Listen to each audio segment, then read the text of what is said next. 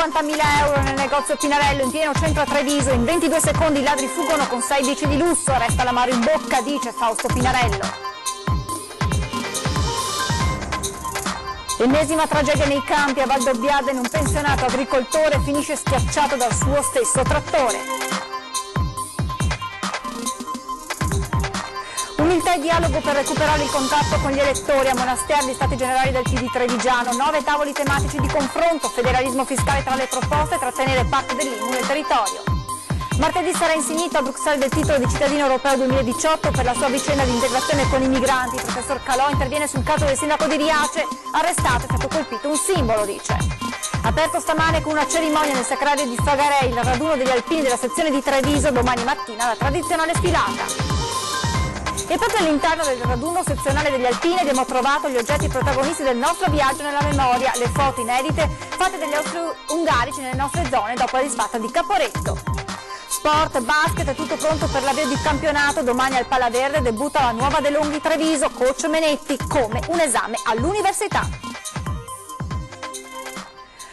Edizione trevigiana del telegiornale di Antenna 3, buonasera e ben ritrovati. In primo piano la cronaca con il furto messo a segno la notte scorsa nel negozio Pinarello in pieno centro storico a Treviso. In pochi secondi i ladri sono fuggiti con 6 biciclette per un valore di circa 50.000 euro.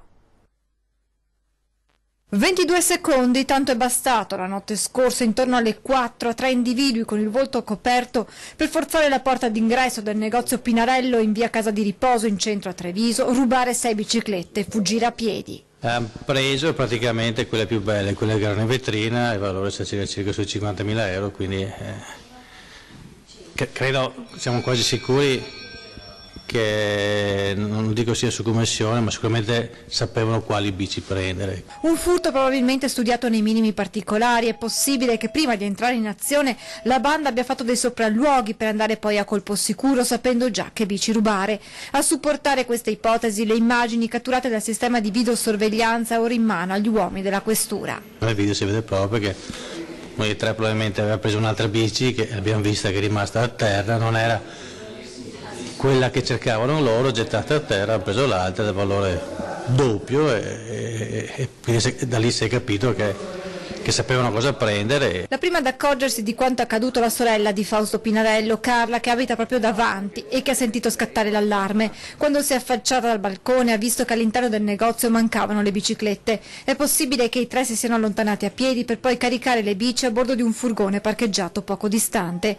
Adesso alla famiglia Pinarello, già in passato vittima di altri furti nello stabilimento in strada Ovest, ma mai prima d'ora nel punto vendita in centro storico, resta l'amaro in bocca. Pensavo personalmente, ho detto vabbè, se è sempre andata bene, forse basta così, e purtroppo non è andata così e l'amaro rimane sempre.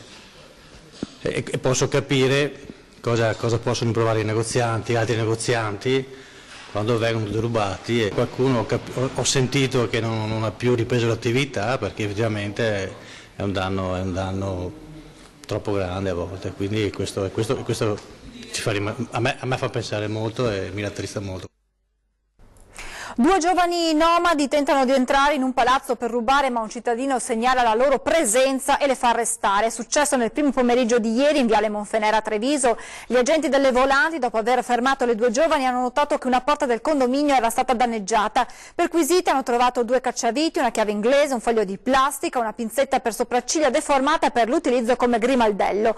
Le ragazze nomadi inizialmente hanno dichiarato di avere 13 e 11 anni per sfuggire all'arresto. Tuttavia, a seguito di ulteriori accertamenti, si è scoperto che entrambe avevano 17 anni. Ennesima tragedia nei campi. A Valdobbiadene un 63enne finisce schiacciato dal suo stesso trattore. Tutto in pochi istanti. La distrazione è dovuta alla sicurezza di aver fatto quel lavoro milioni di volte, ma è bastata questa disattenzione per perdere la vita. Danilo Agostinetto, agricoltore pensionato di 63 anni, è morto sul colpo dopo essere stato travolto e schiacciato dal suo stesso trattore. Ieri sera si trovava nel terreno agricolo di sua proprietà a Saccol di Valdobbiadene, la moglie Pierina in casa ad attenderlo, ma non è mai tornato. L'errore fatale, scendere dal mezzo e lasciarlo in sosta su un terreno impervio e scosceso. Il trattore ha cominciato a muoversi senza che il 63enne se ne accorgesse. e quando gli è stato chiaro cosa stesse accadendo era troppo tardi, il mezzo l'ha colpito in pieno. A nulla sono valsi i soccorsi apportati dai carabinieri che hanno solo potuto constatare il decesso e lasciare che il su 118 trasportasse la salma all'obitorio di Montebelluna. Arrestata all'aeroporto Canova di Treviso una tennista professionista iraniana. Sarebbe fuggita dal suo paese dopo essersi convertita al cristianesimo. Alla Polare aveva fornito un passaporto falso. Ha esibito un passaporto falso ed è stata arrestata all'aeroporto Canova. Si tratta di una tennista professionista di 29 anni iraniana. La giovane è fuggita dal suo paese dopo essersi convertita al cristianesimo. La conversione dei musulmani in Iran è un reato che può essere punito con una pena che va da 2 anni fino alla condanna a morte. È arrivata nel nostro paese qualche giorno fa attraverso i Balcani. La decisione di scappare è maturata quando le autorità locali hanno iniziato ad effettuare dei controlli su di lei. Ha avuto paura ed ha preso assieme ad un'amica la decisione di lasciare per sempre la sua patria e ricostruirsi una vita altrove. Un viaggio pagato 9.000 euro ai trafficanti che l'hanno portata prima in Turchia, dove le hanno fatto buttare via il cellulare in modo da non poter essere rintracciata, poi le hanno consegnato il passaporto falso. Quindi è arrivata in Italia, avrebbe dovuto imbarcarsi per Londra, ma è stata fermata ed arrestata all'aeroporto trevigiano dalla polizia. Processata per direttissima, è stata condannata a 4 mesi e 10 giorni di reclusione con pena sospesa. Ora ha chiesto asilo politico all'Italia. La politica, oltre 200 partecipanti alla prima giornata della conferenza programmatica del Partito Democratico della provincia di Treviso a Monastier. Domani l'assemblea e il lancio della proposta in materia di federalismo fiscale su cui il partito punta. Il PD riparte dai circoli, a Monastier la conferenza programmatica e l'assemblea del partito con 9 tavoli di lavoro in cui sono state elaborate le proposte della base democratica. Una linea del Piave, una sponda da difendere, l'ha definita la padrona di casa, la segretaria del circolo di Monastier Emanuela Lovisetto. Il PD deve concretamente rappresentare quel 18% di elettorato che lo ha sostenuto. È tempo che ricominciamo, è tempo che non ci facciamo processare dagli altri, ma ci facciamo una giusta analisi e ripartiamo con nuova energia. La conferenza programmatica l'abbiamo intesa come un momento in cui fare i conti con gli errori che abbiamo fatto in questi ultimi tempi. Principalmente ci è stato contestato il fatto di essere un po' supponenti nel proporre soluzioni alle persone, quindi noi adesso vogliamo, per ripartire, per tornare a scaldare i cuori degli elettori e cittadini, cercare di essere tra la gente con umiltà e con soprattutto un'idea chiara di quelli che sono i problemi che condizionano il nostro territorio, la vita di famiglie, di imprese, lavoratori. C'è in gioco una contrapposizione tra una visione di società, un populismo che rischia di essere davvero pericoloso perché si accompagna purtroppo a una improvvisazione e anche a una impreparazione che davvero preoccupa per gli effetti che può suscitare per il Paese, per la stabilità stessa, non solo economica ma anche sociale del nostro Paese. Ambiente, governo del territorio, sociale, cultura e federalismo fiscale. Lanceremo domani in assemblea provinciale una proposta perché i proventi dell'IMU sui fabbricati D rimangano in disponibilità dei comuni perché possano poi reinvestirli, e questo forse è il lato politicamente più rilevante per noi come proposta del Partito Democratico, in servizi alla persona, alle famiglie. E le esponenti trevigiane del PD hanno commentato oggi la mozione antiabortista votata dal Comune di Verona e anche dalla capogruppo Dem, a cui ora il partito chiede le dimissioni.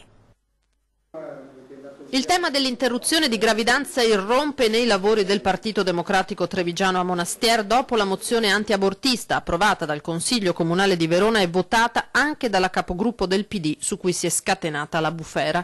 Sono le donne, siano esse sindaco, consigliere comunale o abbiano seduto in Parlamento, a commentare quello che ritengono un attacco alla legge 194.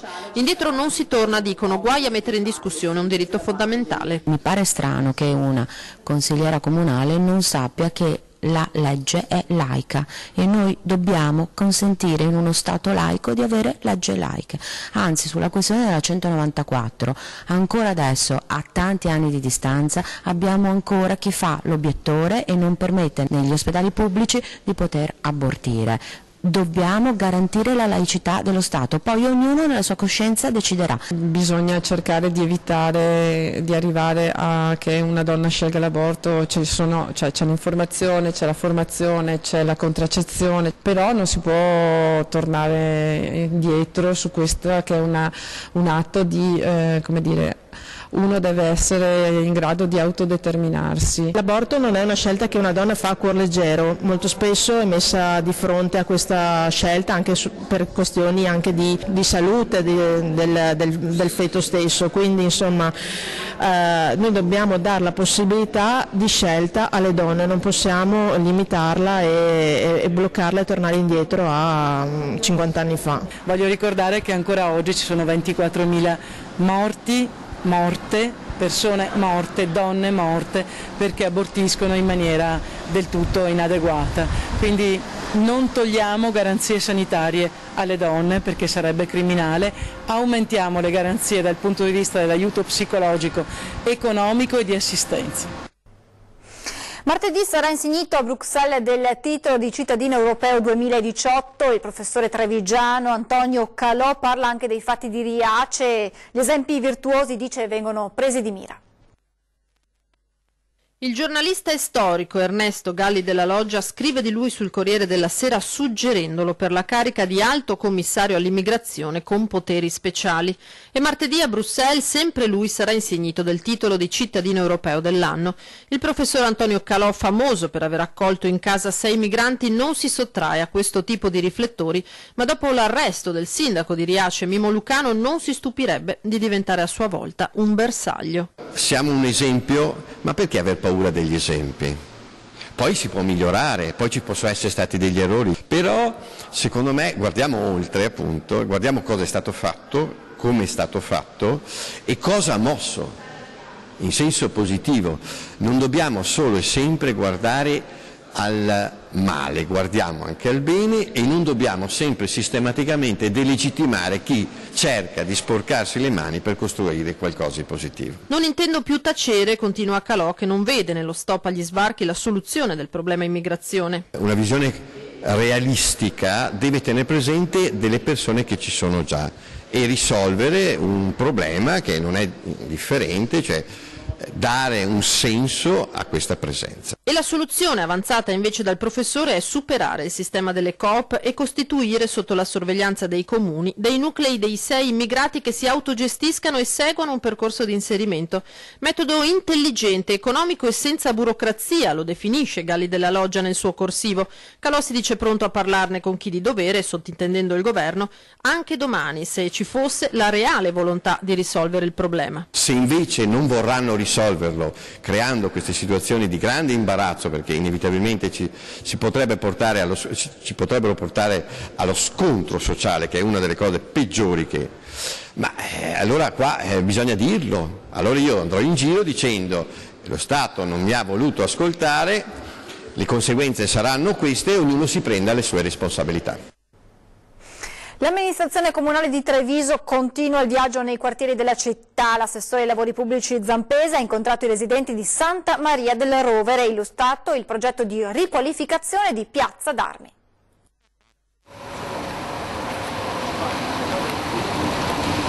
Finora questo è lo stato dell'arte, quindi noi continueremo ad andare avanti con i progetti, con le analisi, eccetera. Sappiamo che l'avvio della gara dovremo farla quando arriva ai dindini, quindi nel 2020. I cittadini hanno sfidato la pioggia per incontrare l'amministrazione comunale che questa mattina è scesa in piazza con progetti e disegni. Sul tavolo la riqualificazione di Piazza d'Armi. La prima buona notizia è che rispetto al piano precedente ora è previsto l'abbattimento di un numero inferiore di alberi, argomento caro ai cittadini. Questo è un altro esempio di come ci si possa confrontare alla pari con i cittadini che queste opere dovranno viverle. Residenti attenti con domande e richieste, l'assessore ha spiegato l'intervento, presente anche il comitato Alberi Urlanti. Ci auguriamo che si possa, mediare le necessità strutturali con un po' l'identità e soprattutto la sopravvivenza di verde per il quartiere. Ci sono molti alberi importanti, ha spiegato Toncini, alcuni, come dice l'assessore, sono a fine vita, altri invece hanno anche 50 anni davanti a loro. Bisogna fare un'analisi accurata e schede di valutazione che noi come comitato stiamo facendo. Una soluzione però ci sarebbe. Magari lasciare gli alberi sulla parte degli edifici più alti ne schermerebbe l'impatto visivo, potrebbe essere una soluzione. Ma l'attenzione dell'amministrazione è puntata anche verso la Ghirada, soprattutto ora che l'inverno ormai alle porte. I temporali potrebbero portare nuovi allagamenti. Io ho fatto già sopralluoghi a piedi fino al Silmorto e adesso stiamo dando in affidamento la progettazione esecutiva. Quando inizierò a avere il progetto esecutivo organizzerò un incontro con i cittadini. Domenica appuntamento con una singolare visita guidata organizzata dagli amici dei musei, 3 facciate della città dipinta per 3 storie di altrettanti palazzi di Treviso. Siamo troppo indaffarati per alzare lo sguardo, troppo assorti nelle cose terrene per elevarci a quell'arte che invece era uno dei simboli della nostra Treviso. Rimproverava così i trevigiani lo storico Giovanni Netto in uno dei suoi scritti che allegava a quel Treviso Nostra che di fatto è stata la prima opera divulgativa della storia dell'arte dove Sile a Cagnan si accompagna. Treviso, città dipinta di quell'arte che era segno di agiatezza nell'epoca del libero comune, quando i 300 tra il Livenza e il Muson dei Sassi facevano pagare dazio ai veneziani. Dipinti che il tempo ha solo in parte cancellato grazie all'opera e alle mani di personaggi come Mario Botter che hanno letteralmente salvato la nostra storia, che pochi conoscono semplicemente perché passando per il Calmaggiore o al Duomo non alzano gli occhi verso quei cornicioni davvero unici nella loro bellezza. Ecco perché domenica gli amici dei musei propongono un itinerario di 3 facciate d'autore e non potrebbe essere altrimenti nella città dai Trevisi.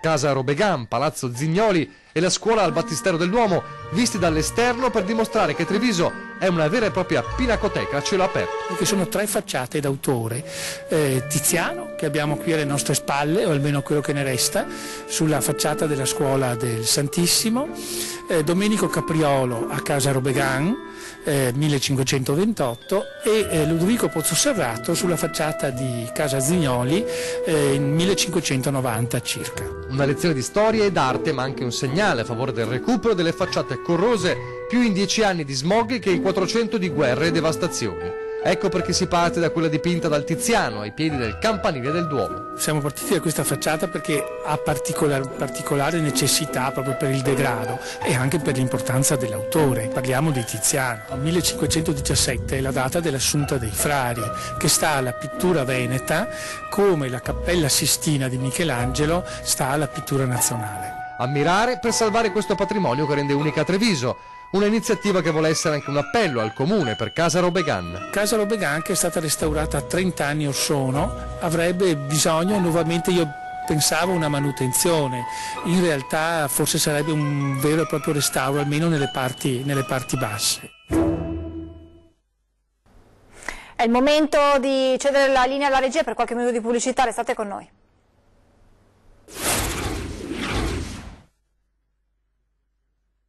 Migliore. Rieccoci in diretta, si è aperto questa mattina con una cerimonia nel Sacrario di Fagarè il raduno degli alpini della sezione di Treviso. Domani mattina la tradizionale sfilata.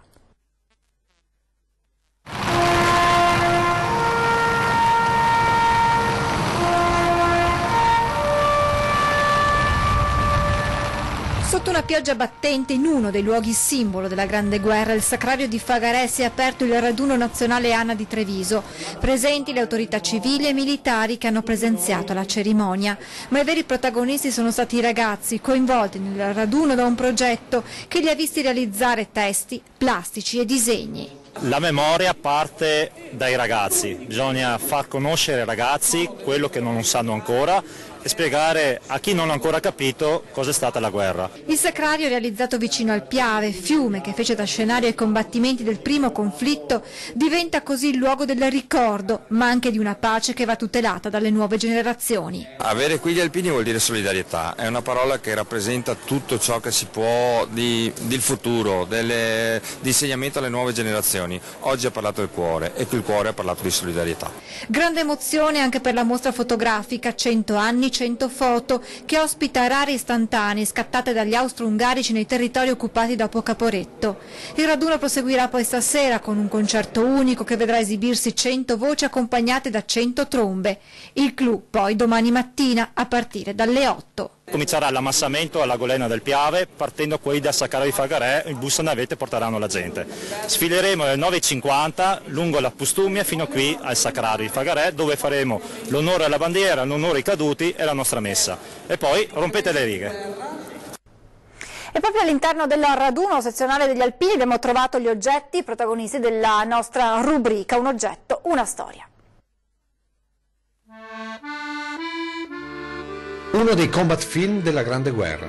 Fotografi dell'esercito di Francesco Giuseppe al seguito delle truppe austro-tedesche nell'invasione dopo Caporetto. Sono loro che hanno realizzato queste immagini inedite che Lando Ardizzani è riuscito a recuperare dall'archivio storico fotografico di Vienna. Un'attesa paziente di quei negativi ristampati dopo un secolo dalla loro prima esposizione sui nostri orizzonti. Tante le fotografie scattate da questi soldati senza fucile, armati di quella cassettina magica che ha fermato il tempo e che oggi ci restituisce non tanto ciò che è accaduto un secolo fa sulle nostre terre, ma i volti di chi alla fine di ottobre del 1917 non ha passato il Piave. Sono i civili rimasti in sinistra Piave, in balia degli eserciti austriaci e tedeschi. Una differenza non marginale raccontata da queste immagini. L'ho fatto perché io vado spesso nelle scuole a parlare con i ragazzi anche per il loro futuro, per l'orientamento, ma essendo questa ricorrenza del centenario molto importante, ho pensato di portare ai ragazzi la testimonianza dello stile di vita di 100 anni fa e del persistere di un barlume di umanità anche vicino all'orrore della guerra nelle immediate retrovie del fronte. Immagini che volevano raccontare che gli invasori non erano cattivi, che non bruciavano, rubavano, stupravano. Così le donne sorridono ai soldati mentre con la pala sostituiscono padri, fratelli e mariti sul fronte opposto. E ancora i bambini sembrano quasi divertirsi vicino a questi signori dai lunghi baffi. Ma a guardare bene sono tutte foto di propaganda, dove l'invasore è sempre presente. Nei cantieri come nelle filande, fino ad arrivare ai campi, dove addirittura i soldati vangano la terra invece di combattere. Invasori non solo umani, ma addirittura generosi, che permettono a due figli prigionieri di incontrare sotto ad una vigna la loro mamma. E qui scopriamo il vero volto della guerra, che è di questo bambino, che è il terrore di una violenza che non capisce. Del resto, la vera immagine della Grande Guerra di chi è rimasto di là del fronte è questa: il basso rilievo di quell'altare dedicato agli italiani e alle italiane che il Piave non sono riusciti a passarlo. Al via da ieri pomeriggio le fiere di San Luca, famiglie ma anche gli amministratori comunali tra le giostre nel giorno inaugurale. Puntuali con l'autunno sono arrivate anche quest'anno le fiere di San Luca e come da tradizione all'apertura del parco divertimenti in riva al Sile non sono mancati gli amministratori della città. Passeggiata tra le giostre, inevitabile fermata al punto di ristorazione. Banchi decisamente diversi rispetto al Salone dei 300, dove le castagne, invece di mangiarle assieme, se le tirano, politicamente parlando, addosso. Ne sa qualcosa il Presidente del Consiglio Comunale, Giancarlo Iannicelli. Presidente, è venuto qui per imparare a tirare fuori le castagne dal fuoco? Sì, questo è un compito continuo purtroppo. Un genere di castagne che l'assessore al bilancio Schiavon conosce bene, tra giacche tirate per avere più fondi e bilanci sempre più difficili da far quadrare. Una castagna come quella del bilancio? No, assolutamente. Nessuna castagna. No. Si mangiano solo qua le castagne. Un pregio all'atmosfera delle fiere, rende tutti, opposizione compresa, più buoni. Voto l'assessore al bilancio. Dai, devo dare 10 per amicizia. Poi però se rispondesse quando lo interroghiamo sarebbe meglio. Poi c'è chi invece dei voti fa il paragone con le attrazioni. A me sembra di vedere la giunta dentro il labirinto degli specchi. E chi invece è parte della giunta e paragona così la sua attuale esperienza. E adesso come adesso o il Matrix o una di quelle giostre proprio da adrenalina, sì, direi questo. Perché? Ma perché secondo me oggi per amministrare ci vuole tanto coraggio, prima di tutto. Le catenelle, che a Treviso sono la giostra a pedate, le sceglie il vice sindaco. Con la forza di chi ti spingeva da dietro per prendere la coda del procione e vincere il successivo giro omaggio, è un'esperienza che quasi tutti abbiamo fatto. Assente il sindaco e allora per il suo ruolo noi ci permettiamo di abbinare questa attrazione. Infine c'è chi, visto che tra le giostre c'è nato e con la famiglia ci vive e ci lavora, dà il paragone più tecnico. Una giostra decisa, direi, dai. Io direi il Magic Mountain va benissimo. Ma le fiere sono anche le indimenticabili frittelle che non sfuggono all'inossidabile ilarità dello sceriffo Gentilini. Il binomio Maroni-Gentiliniani e Fritola Trevigiana hanno segnato il mondo. E a noi non resta che dire, e il folpo a chi tocca? Sport e basket, è tutto pronto per l'avvio di campionato. Domani al Palaverde debutta la nuova De Longhi Treviso. È il primo esame e quindi con tutti i punti interrogativi che ci sono nel momento in cui vai all'università e fai un esame senza sapere quelle domande che ti verranno fatte. Il paragone calza a pennello, la Treviso del basket è all'università, quella che può portare alla laurea, vedi alla voce promozione in A. Anche perché ai nastri di partenza si presenta tra le favorite assolute assieme a Verona, Udine e l'eterna rivale Fortitudo Bologna. Una squadra rinnovatissima e rinforzata, un team ambizioso. Dopo un'estate di preparazione sarà anche l'esordio di coach Max Menetti e per di più al Palaverde. La rosa c'è. L'infermeria è svuotata ad oggi, nel senso che anche Uglietti ha fatto ormai quasi 3 allenamenti completi insieme alla squadra senza vari problemi. Mancherà solo Giovanni Tomassini, ma diciamo così che è assolutamente un'assenza preventivata. Di fronte Ferrara e le sue incognite. È una squadra allenata da un allenatore che l'anno scorso gli ha completamente svoltato la stagione perché li ha trascinati praticamente ai playoff. Hanno sicuramente il grande capo della squadra che è Michael, che ha preso una decisione credo ben chiara volendo rimanere nella società dove aveva giocato gli anni precedenti. In mezzo hanno italiani interessanti a passare da Panni a un Fantoni molto coinvolto, perché in questo precampionato è stato veramente molto coinvolto dalla squadra ed è un giocatore molto importante, quindi insomma tecnicamente di frecce a loro disposizione ne hanno tanti. Si comincia in casa e per coach Menetti si deve dare un primo segnale importante proprio sul parquet amico. Comincia la corsa e il traguardo è alla portata. Dovremmo cominciare a respirare l'aria di casa, a fare in modo che l'energia e la determinazione siano le cose su cui costruire le nostre partite in generale, ma soprattutto casalinghe. Domani sera alle 21:40 andrà in onda su Antenna 3 lo speciale dedicato al Vajont, una nostra produzione che ripercorre il dramma costato la vita a quasi 2000 persone la notte del 9 ottobre 1963. Interviste, voci e ricordi nel dolore dei sopravvissuti. Appuntamento dunque domani sera alle 21:40 su Antenna 3 con lo speciale dedicato al Vajont. È davvero tutto, vi lascio previsioni del tempo, grazie per essere stati con noi, buona domenica a tutti.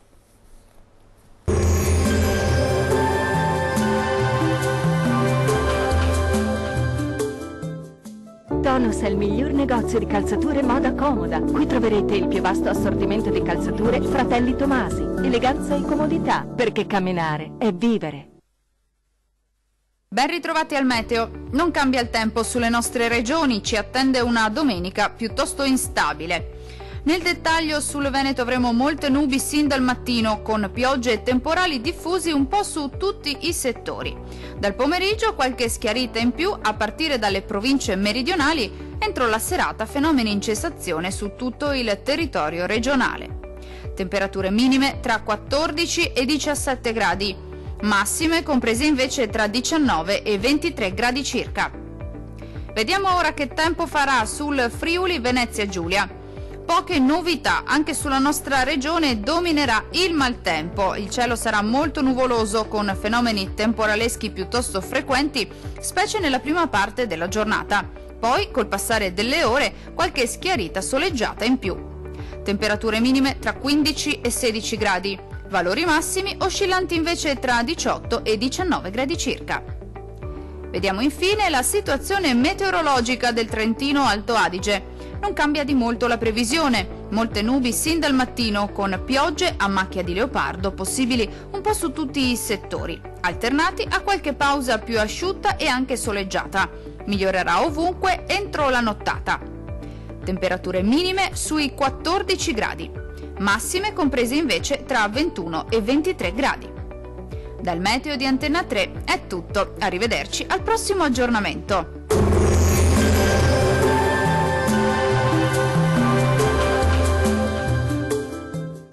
Tonus Domus è il miglior negozio di calzature moda comoda. Qui troverete il più vasto assortimento di calzature Fratelli Tomasi, eleganza e comodità, perché camminare è vivere.